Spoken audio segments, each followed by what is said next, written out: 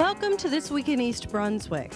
This week, Camp Daisy and the BIC organization had reason to celebrate with an addition to their building. The Middlesex County Fairgrounds were transformed into a traditional arena for an Indian powwow.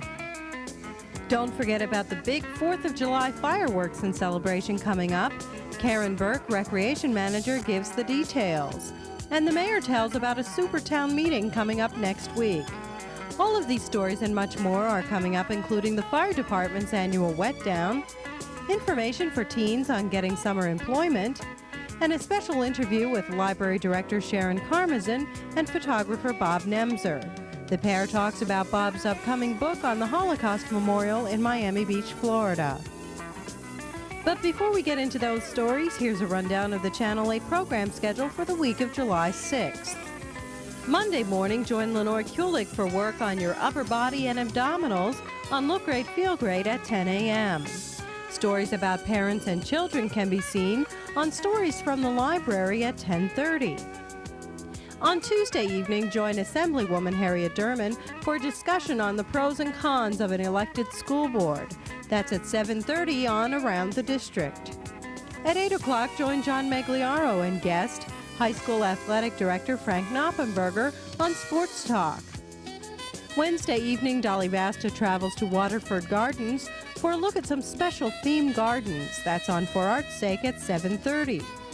The Arts follows at 8 o'clock with a focus on the Unlimited Potential Theater Company. Thursday, join us again for This Week in East Brunswick at 7 and 8 and Aging Aspects at 7:30. This month, host Patty Sullivan visits McCarrick Adult Medical Daycare in Somerset. At 8:30, it's your last opportunity to see the 1992 East Brunswick High School graduation ceremonies. And as a reminder, Channel 8 will not have any Saturday cablecasts during the summer. You can see Saturday casts again starting in September. Hi, I'm Mayor Ira Oskowsky. On Saturday, July 11th, I will be hosting a super town meeting in the East Brunswick Senior Citizen Center from 10:30 a.m. to 12:30. Congressman Dick Zimmer, State Senator Jack Sinagra, Assemblyman Jeff Walsh, Assemblywoman Harriet Durman, Freeholder Roger Daly, and Council President David Donowski will be there to assist me. This is a unique opportunity when all 4 levels of government, township, county, state, and federal, will be represented at the same time. I urge all residents to attend and address these government officials with any questions or concerns that you may have. I look forward to seeing you there. Please don't miss this unique opportunity. Thank you. It's an exciting night here at Bicentennial Park as we celebrate the start of the Daisy construction. Here is a new building being an addition to the existing Daisy building that will be fully handicapped accessible. It'll feature a kitchen, bathrooms, and a multi-purpose room and stage. We're all excited this evening, and we've gathered together to celebrate the fact that this project is underway. It started in 1986, and we hope for it to be completed in October this year in time for the fall program. Daisy started 25 years ago as a volunteer effort on the part of parents of children with special needs. Thanks to the hard work of Fred Smith and the Daisy staff, and the dedication and commitment of Karen Burke, Daisy has grown into an award-winning program recognized by the New Jersey Recreation and Parks Association and the New Jersey Department of Community Affairs. This new building behind us that we celebrate here today has become a reality through the hard work of staff and the commitment of mayors, township councils, and the Board of Chosen Freeholders over the past 6 years. Let's congratulate them all.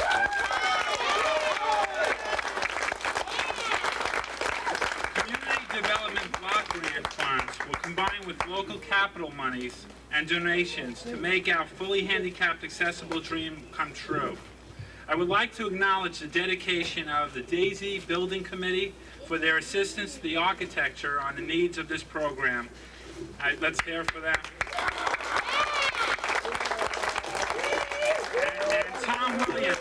And Tom Williams for overseeing the planning, bidding, and construction of the building, with the assistance of Dan Duggan of Planning and Engineering and Joe Messina of Construction Inspection. Let's take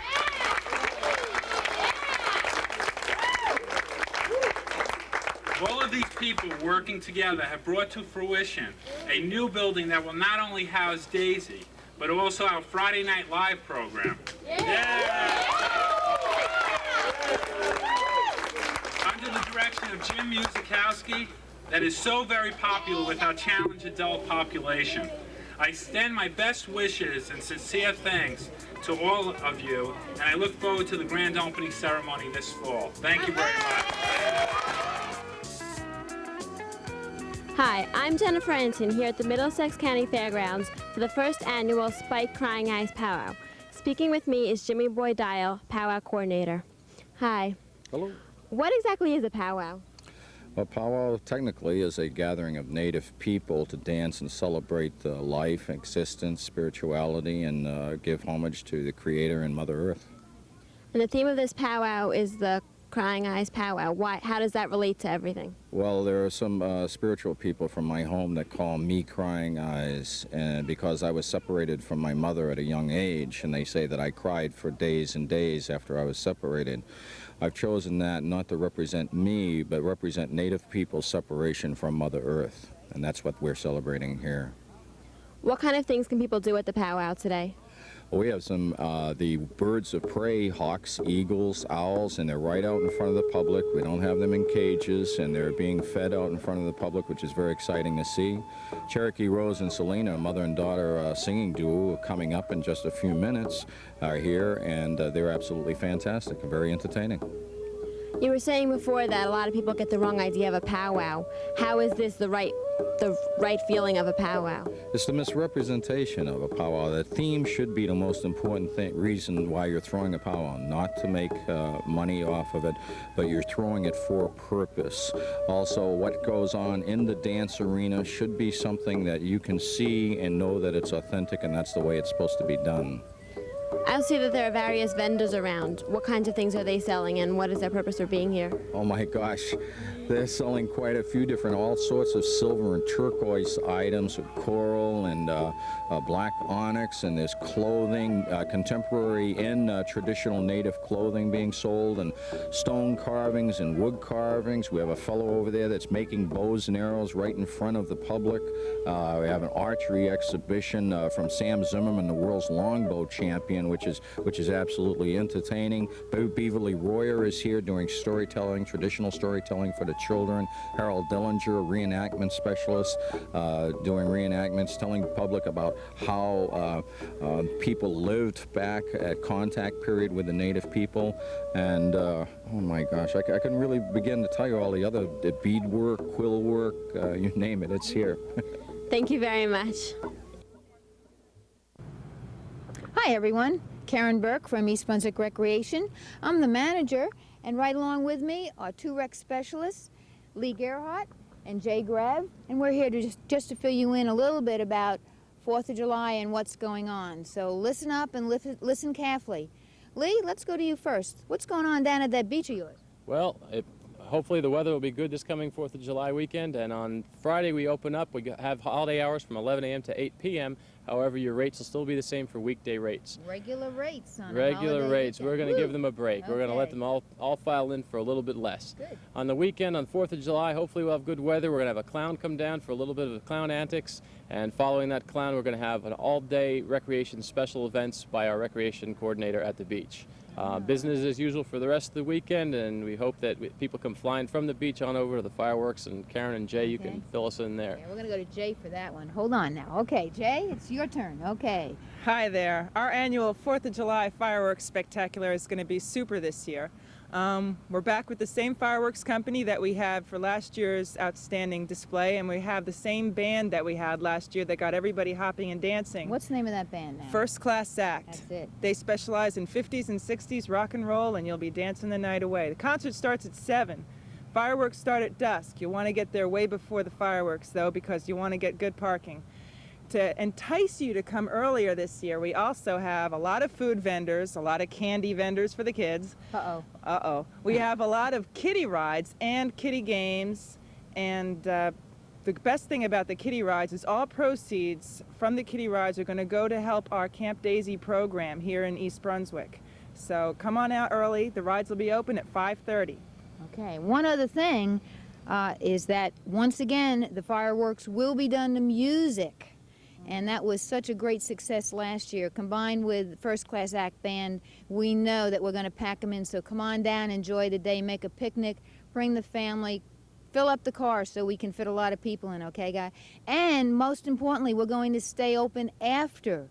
We have hired lights for afterwards so that you can come on up to the vendors and the rides.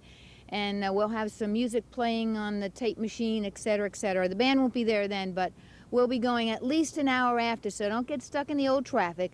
Just hang loose, have a good time, and come on out and see us. Lee, just really quickly, while we have a couple of minutes, give us a quick update on what's going on with the sports end of summer recreation here. Well, Karen, believe it or not, with all the rain that we've had, we finally caught up with our Sunday men's softball program.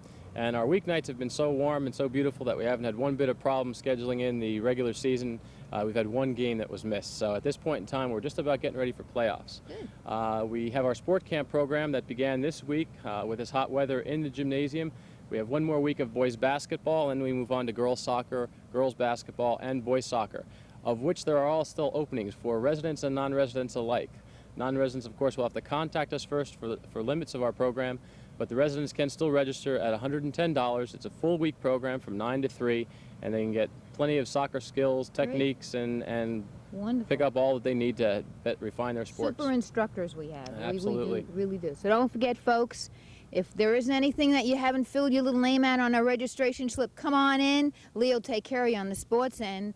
4th of July, we're all going to be working. It's not a holiday for us. Recreation goes round the clock in the summertime, so we're up and cooking. Don't forget, come on down and see us. The fireworks will be on Saturday, July 4th, rain date Sunday. So come on out and see us. Make sure you say hi to all of us. See ya. Hi, I'm Jennifer Enton, and I'm at the East Brunswick Independent Fire Company Wetdown. I'm speaking with Bob Alexander, Fire Chief. Bob, what exactly is a wetdown? Well, it's a celebration every time a company gets a new piece of apparatus or an addition to the building. You get a bunch of companies from around the county, and they all come out and they just celebrate and dedicate the pumper or the building, whatever's being done. Today we're dedicating a new Chiefs car, a 1992 Caprice, and also a KME 1,500-gallon minute pumper. It's to my left over here. I don't know if you can see it, but you'll see it before the day's out.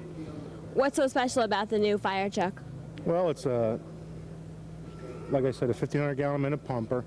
It's a 6-man cab, and basically it's a state-of-the-art equipment. Okay, that's what we're looking at today. The way things change around the township with more hazardous materials, it's just we have to keep up with the times. And this has one of the features on it is a pre-pipe foam system, which is, like I said, state-of-the-art. What other activities are planned for today? Well, we're going to start out with a short riding parade through town, and then we'll come back, we'll have our dedication, we'll christen the car and the pumper, and afterwards there's a barbecue in the back and there's refreshments for everybody that shows up. Thank you very much. You're welcome.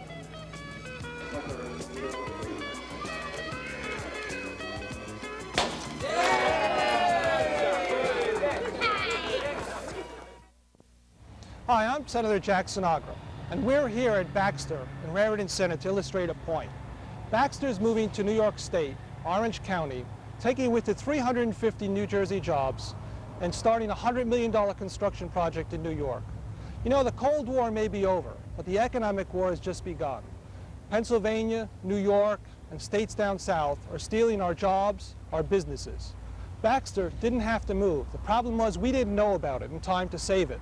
That's why I'm asking you, if you work for a company, if you own a company, if you're considering moving outside New Jersey, please contact my office. The number is on the screen, and we will get involved.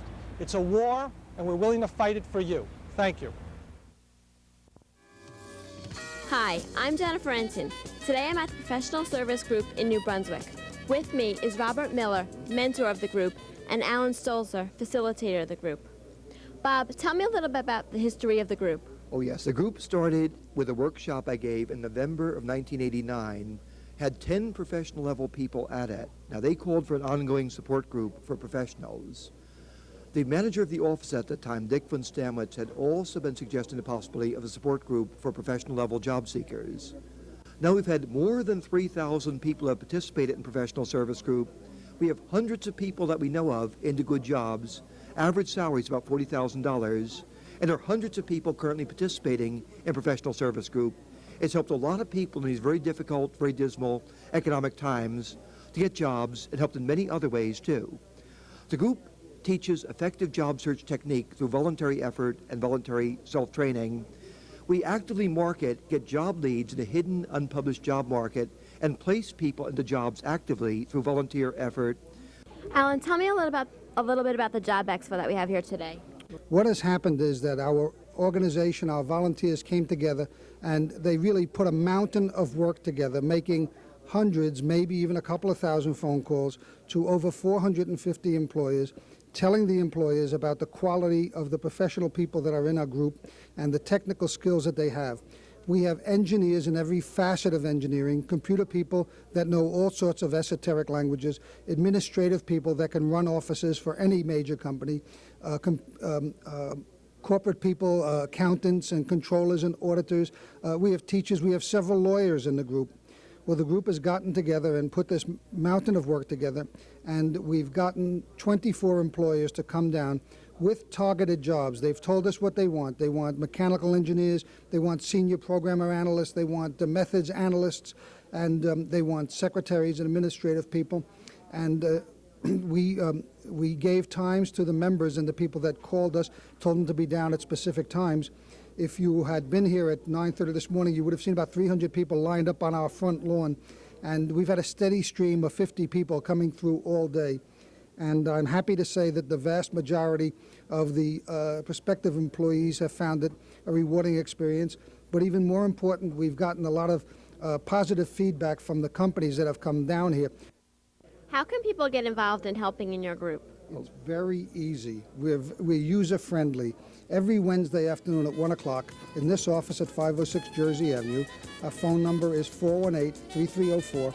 Please come down here at 1 o'clock any Wednesday. We have the introductory group. Hello, this is Sharon Karmazin for This Week in East Brunswick. I'm happy today to have with me Flip Schulke, photojournalist and author from Florida, and Bob Nemser, an East Brunswick resident, who's collaborating with him on an exciting new project that they're going to be telling us about today. Bob, I know you and Flip have worked together before. Why do you feel so strongly that this should be a book that people should have? Well, because of the fact that it's a book on the Holocaust. And the Holocaust should never be forgotten, not because it happened just to the Jews, but because the Jews were yesterday, it could be the blacks tomorrow, the Hispanics, or whoever else. And today there are many, many fanatics that are speaking to our children on college campuses and through the media and saying that the Holocaust never happened and spreading their hate, one of them being David Duke. And here's a man that was a gubernatorial candidate for the governor of Louisiana and a presidential hopeful. And he spouted that the Holocaust never happened, and also spreading hate about blacks and minority groups. He was a Ku Klux Klan leader, and it's people like that we has to be counter-attacked with truth and knowledge of the past and the present. Tell me, Flip, how did you first get the idea for this book? I was in Germany in 1990 covering the fall of the Berlin Wall when the Miami Beach Holocaust Memorial was dedicated. And this is a memorial that was designed by one artist whose name is Ken Treister. And he's also an architect. And he got an idea to make more than just a memorial, but a teaching memorial. In other words, when you went through what he was thinking about making, you learn about the Holocaust. And the reason he wanted people to know more about the Holocaust, he was Jewish, is Jewish. And he felt that with David Duke and people like that saying that the Holocaust never happened, he wanted to make a teaching experience, not just a place to come and understand that this happened, but showing that it happened. So this was designed about 2 years before, and I'd heard about the design in the newspaper, but I hadn't gone to where they were building it. And I was in Germany when it was dedicated, and I came home. There was nothing in the newspapers about it, almost nothing. No pictures. And I was intrigued to what they had built, because they were talking that this was, the major part was a large arm, 40-foot arm of bronze in the air, pointing up into the air. And I drove over to Miami Beach and I saw this. So I stopped and I went through it. And after doing this one time, I just felt it had to be photographed. People needed to see it because not everybody comes to Miami Beach. And there had been no magazine stories in any American magazines. By then it had been up for a year. And I just couldn't understand this because I thought it was such a great teaching experience. So then when I came back to start photographing it, there were large groups of Cuban Americans, black Americans, what they now call, because I live in Miami, Anglos. They're dividing everybody in these groups. And of course, Jews who came to look at the, see the memorial. But I listened to conversations, I'm taking pictures, and I was amazed by the amount of young people, black kids and Hispanic kids, asking their parents, you know, we've never heard about this, did this really happen? And in the explanations of the parents, and even the parents, you could hear them hesitate because even they didn't realize the extent of the killing and the coldness of the killing, the brutality of the killing. But when they see photographs that obviously isn't a movie and obviously isn't fiction, then they begin to question all this. And then I realized that this memorial is for everybody. It isn't just for the commemoration and the remembrance of the killing of Jews by the Germans, by Adolf Hitler and the Nazi Party. So I called Bob, and he hadn't been to Miami to see this, and I get very excited about things. And he came down Christmas of this past year, and he called me from the memorial, and he said, Flip, I don't think you've described anywhere near as strong as this is. And I thought I had been, he would think I was going overboard about it. So we both agreed that, that this would make not only a book for the people who saw the memorial, but a way of reestablishing. People have to learn to try to judge other people as individuals, not as a group, and not believe somebody saying that this group is causing all your woes, all your trouble, and that they should be killed. Bob, I know you visited the memorial yourself in Miami Beach. Can you tell us what you think are the most memorable and poignant areas? Well, the memorial itself is the right combination of history and emotion and intellect mixed together. But the most memorable and haunting thing that I remember of it is there's after you go past the wall of history, which has 50 pictures of the actual Holocaust from the Wannsee Conference and the Kristallnacht on through the Liberation, you go down a long, narrow passage that on either side on the wall has the names of the concentration camp. And echoing through this hall are the children of the concentration camps singing their songs. And it just echoes through the whole place and is just absolutely mesmerizing. And that's the most memorable thing that I remember of it. And you've captured this image in the book. This image is in the book. Flip, how are you hoping to have this book released or sold?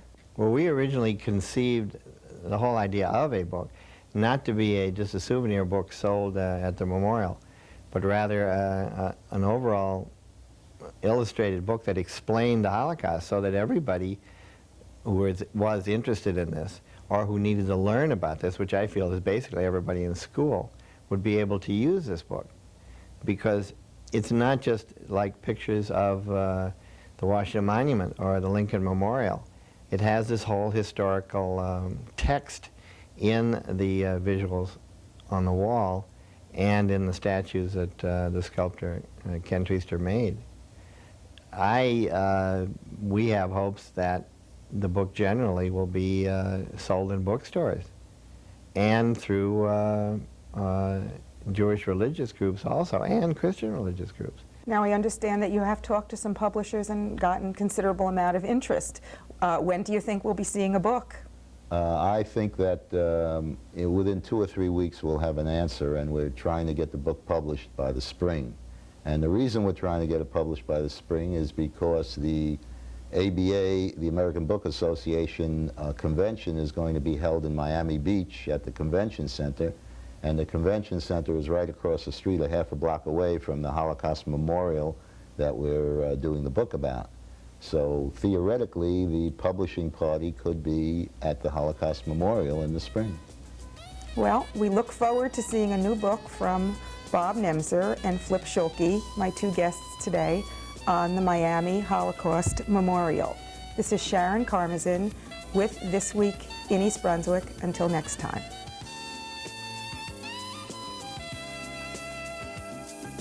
Hi, welcome to Blooming Acres. This is Fragglerock. He's the latest addition to the clan that lives here. And he's kind of a very special donkey because he was airlifted out of the Grand Canyon when he was just a baby. He's 5 years old now, and we just got him. He needed a new home. The people couldn't have him anymore. But the ancestors of Fragglerock were actually donkeys and burros that were used by the prospectors and let go. And then they multiplied to the point where there was too many of them, and they needed to rescue them, so there was an airlift to get some of them out. And he came out, he was just a baby. And so even though he was born in the Grand Canyon, he was actually raised by people and is obviously very tame. Now, one of the things that I found really interesting, we read about them, was that they selectively eat different blades of grass, and they can use their lips to tell which blades of grass they want and which ones they don't want. So when he eats out of your hand, he uses his lips, and he's really very gentle. It kind of tickles, as a matter of fact. But he's very sweet, and he likes to be brushed. And he doesn't do much except keep the grass down. But the other animals really enjoy his company, and he's become a good friend. I really think his ears are particularly interesting. And he gets brushed just about every day. Doesn't take long, but he's very gentle, and he's become a good friend. And he's just part of the goings-on here at Blooming Acres, right? Tell everybody we'll see you next week, okay? See you here at Blooming Acres. Bye-bye.